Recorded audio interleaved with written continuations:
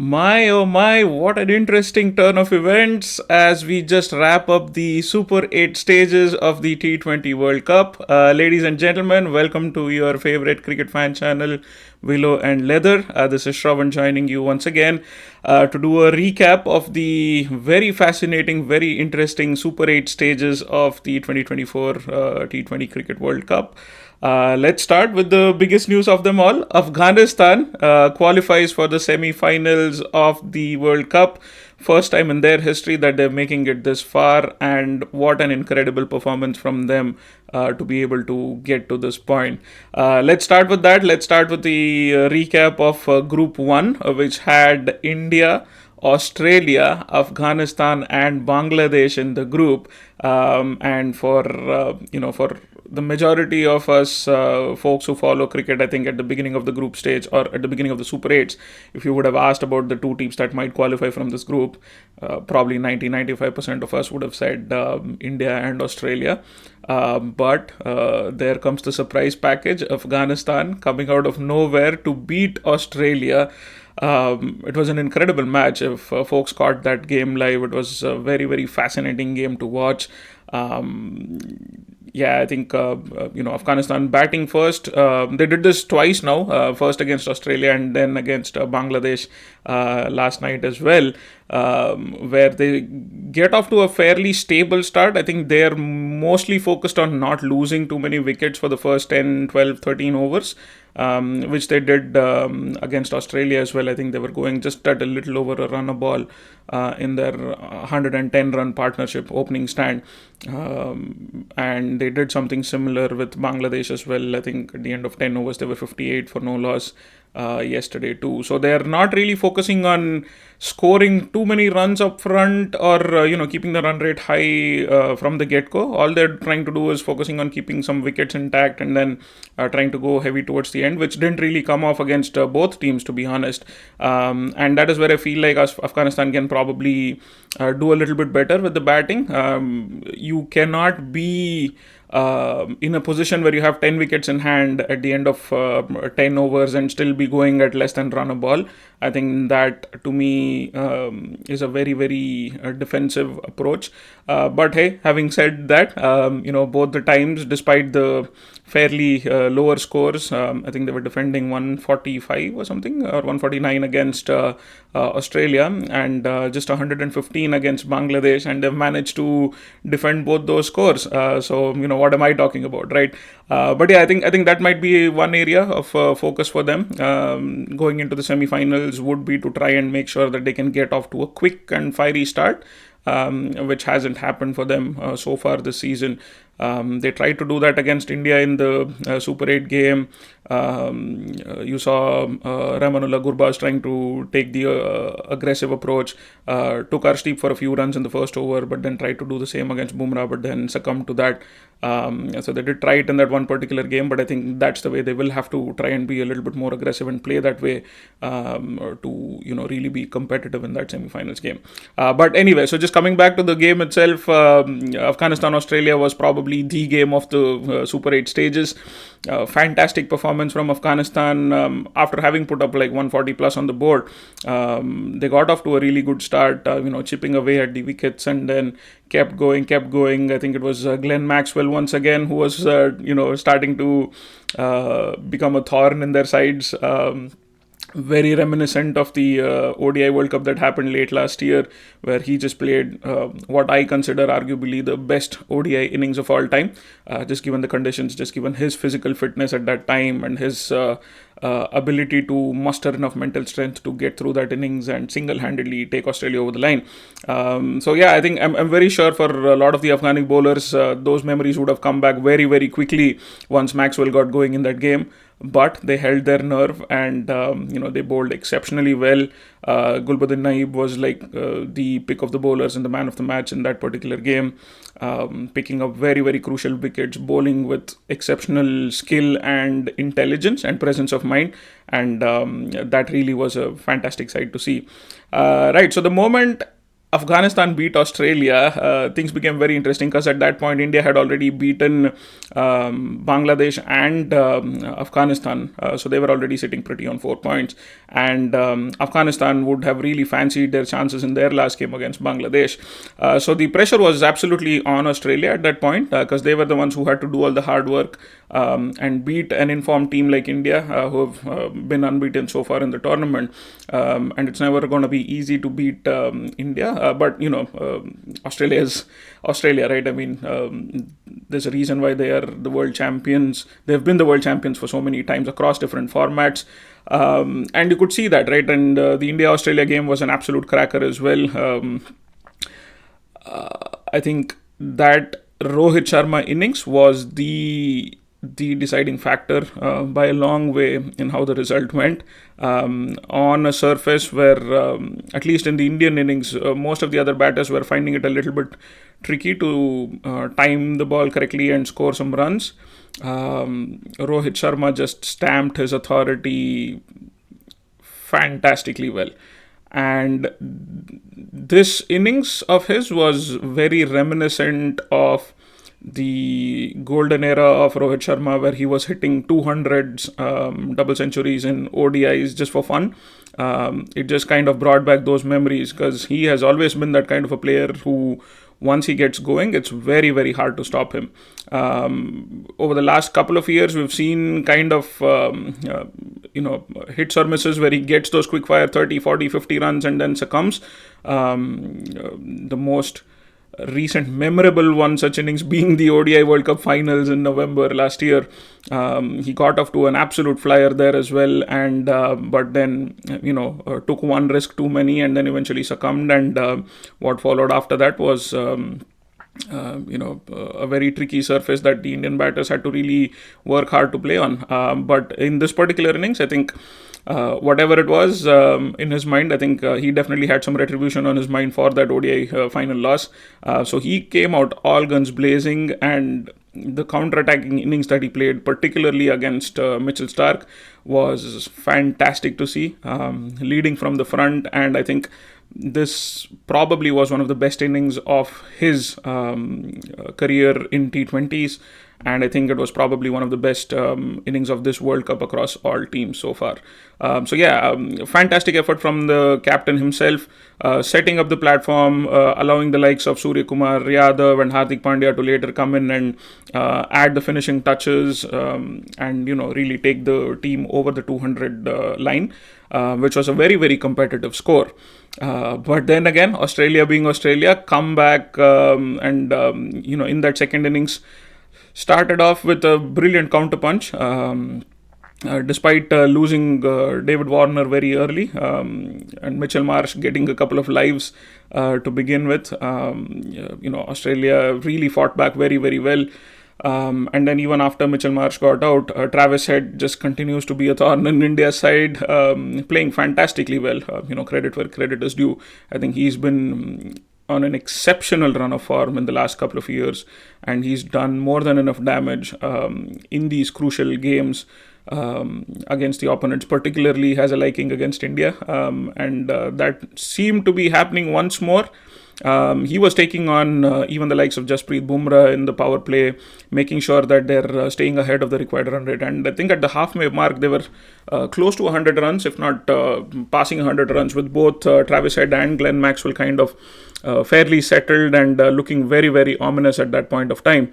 But then, in comes Kuldeep Yadav again, picking up Glenn Maxwell's wicket, which was crucial at that point of time.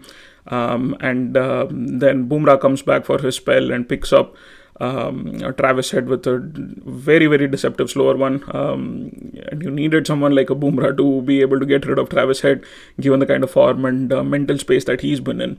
But yeah, I think once Travis Head went, I think that's when the game kind of was in India's bag, and it was theirs to lose from that point on. But they bowled, exceptionally well after that. Very, very professional to finish the game off. Eventually winning by 24 runs. So in that process, India continues to, stay unbeaten. Now, if they have to win the tournament, they will have to do it unbeaten as well, which hasn't happened in the format so far across all World Cups. So it'll be very interesting and will be a historic achievement if they can actually go all the way this time.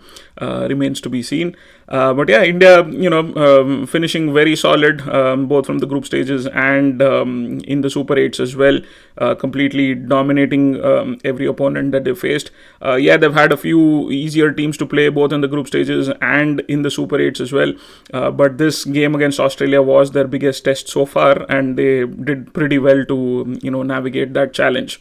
Now, in the process, obviously, once Australia lost, it was they were kind of banking on Bangladesh to beat Afghanistan in that last game later in the day, but Bangladesh unfortunately not being able to do that either. In what turned out to be a very, very exciting low scoring thriller. It had a mix of all the entertainment and the masala there as well. Afghanistan just scoring 115 runs and then Bangladesh losing by about 10 runs. Had a lot of drama. At one point, because there was a scare of rain interrupting the play. At one point, when Afghanistan were ahead on run rate as per the DLS method, you could see Jonathan Trott, who was the Afghanistan coach, kind of signaling from the boundary to slow things down, just in case a rain played spoil sport. They wanted to make sure that they were ahead at that point on DLS. So that they could sneak through, and what followed was a very, very hilarious performance in the middle of the field from Gulbuddin Naib, who was standing at slip, and all of a sudden, just from a standing position, he just falls down to the ground holding his leg in what was apparently a cramp. I think the commentators were pretty brutal on him as well. But it looked, look, he could have genuinely been injured, but it's very, very hard to comment on it. But just given the circumstances and the way things were going and the time at which it happened, when he wasn't even really exercising those muscles, it was kind of it looked fairly evident that he was just trying to buy some time, trying to slow things down. But it didn't really matter a whole lot in the end. I mean, there was a quick 5-minute rain interruption, after which the game was reduced to 19 overs, and Bangladesh needed 114 from those 19 overs.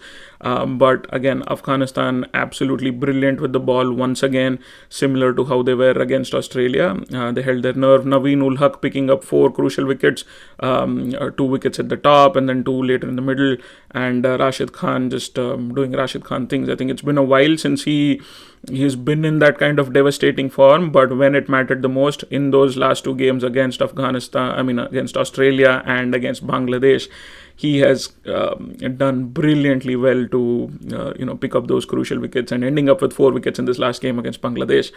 And with that win, Afghanistan secure 4 points, and they finish ahead of Australia, and they make it to the semi-finals. So what a story! What an incredible story for the nation of Afghanistan, for their cricket board, and for all the players as well. One of the, and again, I mentioned this in the build up to the Super 8 phase as well. Once Afghanistan qualified from their group, I mentioned this, that they are not a team anymore that you can consider as minnows, or them beating anyone at this point doesn't necessarily count as an upset. So they are more than equipped to beat any team, especially in the short format here in T20 cricket. I think the shorter the format gets, the lesser the margin or the difference between teams on paper. So yeah, Afghanistan just absolute credit to them. Fantastic to see them making their way through the semi-finals. So yeah, India and Australia there. India and Afghanistan, sorry, and Australia sent back home, which I think is a little bit of a sweet revenge for Indian fans as well. After that demoralizing, heartbreaking loss in the ODI finals. It's kind of a good feeling that India were the ones who eventually sent Australia packing home, courtesy some help from Afghanistan as well. But that was a great sight to see if you are a hardcore Indian fan too. All right, so who's waiting for us on the other side of the group? So the other group 2 in the Super 8s comprised of England, South Africa, West Indies, and USA. And it is England and South Africa who make it out of that group. South Africa are the other unbeaten team, winning all their group stage games, winning all their Super 8 games, and making it as the topper from Group 2 in the Super 8s. Into the semi-finals now, the only other unbeaten team alongside India. And yeah, I was very surprised with South Africa's performance. I was at most expecting them to make it to the Super 8s, but I strongly felt that England and West Indies would both be able to get the better of them, but surprise, surprise, they were able to beat both England and West Indies in the Super 8s, which just goes to show that they're starting to peak at the right time. If you followed their games in the group stages, they were anything but convincing. I think especially their top order, there were two games or 2 or 3 games in those initial games that they played where they were like 3 or 4 down for barely anything on the board. So the top order was really, really struggling. But coming into the Super 8s, the likes of Quinton de Kock have found exceptional form. He's always been a very, very dangerous and impactful player for South Africa, and he's kind of showing his class now, coming into form and scoring some runs and scoring them at a quick pace.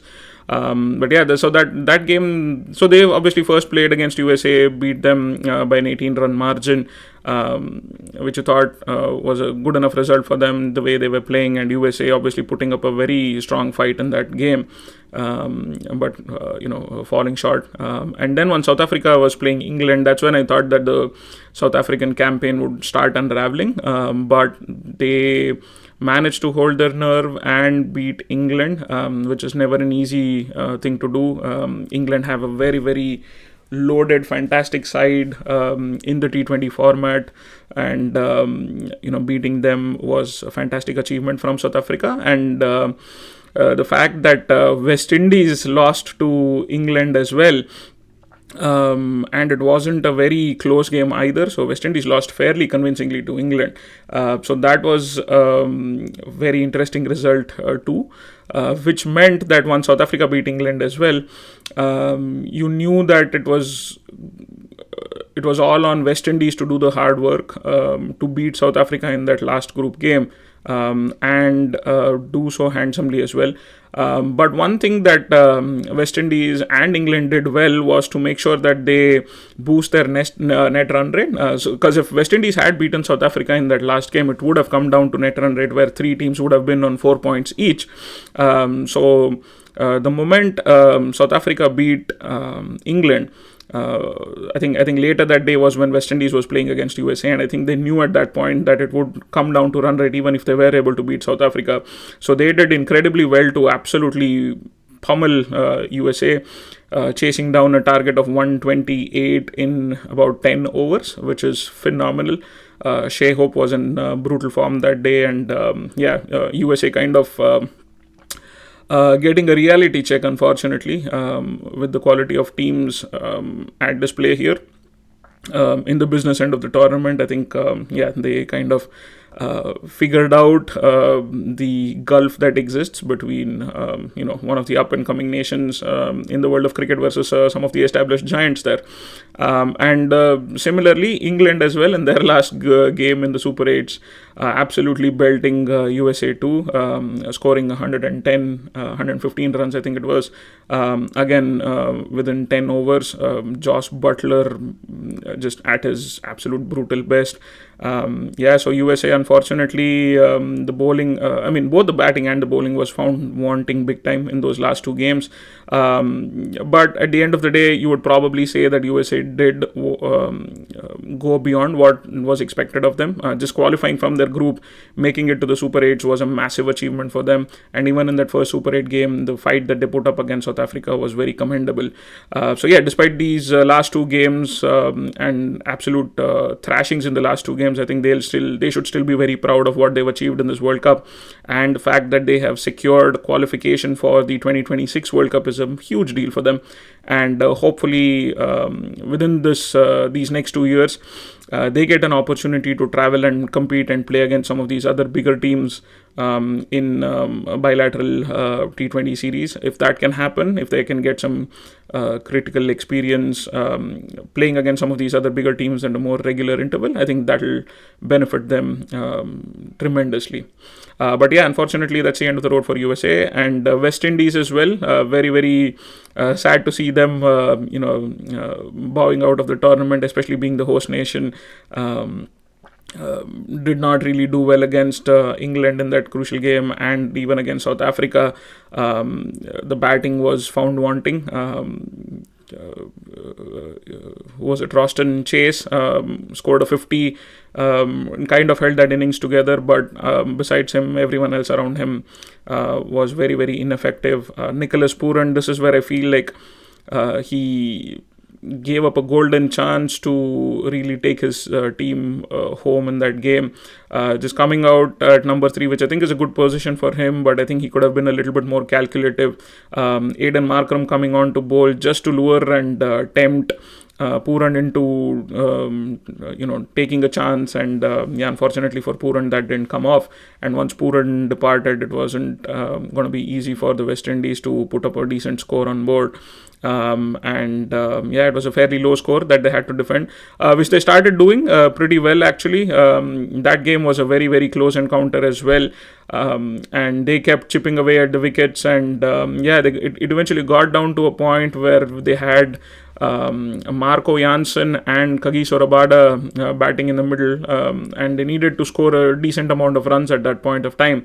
But then Jansen showing his class and worth with the bat and his experience with the bat, and Kagiso Rabada as well doing enough to make sure that they could steer the team home at in the last 7 balls. I think they needed 9 runs. Kagiso Rabada gets a very, very crucial boundary away, making it 5 runs needed of the final over, and Marco Jansen just decides to finish it within the first ball of that last over. So very exciting stuff. South Africa have been involved in a few close encounters now, but they've come out on top in every single one of those, so that will give them a world of confidence as well. Credit to South Africa, credit to England as well to make it out of that group. Commiserations to both the host countries, West Indies and USA, who bow out of the tournament. And so now the stage is set for the semi-finals. South Africa takes on Afghanistan on the 27th or 28th, I guess. 26th, which is the Wednesday, and India takes on England on the 27th. Both exciting games. Afghanistan on paper will be the underdogs in that game against South Africa, but you will write off Afghanistan at your own peril at this point, the way they've been playing. But having said that, I think South Africa have done enough and have shown to be a consistent enough team now where I feel that this is their best opportunity to make it to the finals of this World Cup. I don't know if they've made it to a finals of a T20 World Cup before. I don't think they have, but this might be their best possible shot at it. So they will be really excited by that opportunity. And in that other semi-finals, India-England, that is going to be a cracker of a game.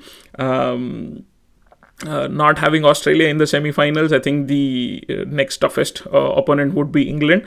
So I think India will feel like if they can get the better of England, I think they will really fancy their chances in the finals as well. But I think going into the semi-finals, India and England, I think it's 50-50 at this point. Despite India coming in with an unbeaten run, especially on the back of beating Australia as well, despite all of that, I think England is as dangerous a T20 side as any other, better than any other team actually. And they have enough firepower with the bat, especially in the top. The likes of Phil Salt and Josh Butler get going, it's going to be very, very hard for them to pull them in to a reasonable score at that point. So it's going to be very, very important that the Indian power play bowlers get some early wickets up front, and that I think could be the deciding part of the game. Similarly, from an English bowling standpoint, I think they have decent pace bowling attack. Archer's been hitting some good form as well. They have the likes of Topley and Chris Jordan. They could bring in Mark Wood again instead of Jordan as well if they need to. But I think their biggest threat from a bowling standpoint is going to be Adil Rashid, especially on a pitch which is expected to be a little spinner friendly. I think someone like Adil Rashid will be more than a handful. So it'll be very important to see how the Indian top and middle order navigates that threat against Rashid. So those could be the two key factors in how the game goes. I think how Indian power play bowlers do against the English openers, and how the Indian batters navigate the threat of Adil Rashid. I think those two could be the deciding factors in that semi-finals. But yeah, promises to be an absolute cracker of a game. And I think both those teams will feel like if they can, win that semi-finals, they could try and go all the way and lift the trophy as well.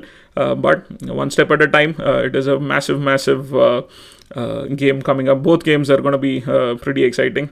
So we'll see how those go. So yeah, thank you folks for joining in again. It was a wrap up of the Super 8 stages. What I initially thought would be a very one-sided affair in terms of both the groups. They've managed to produce some exciting games and a couple of upsets as well.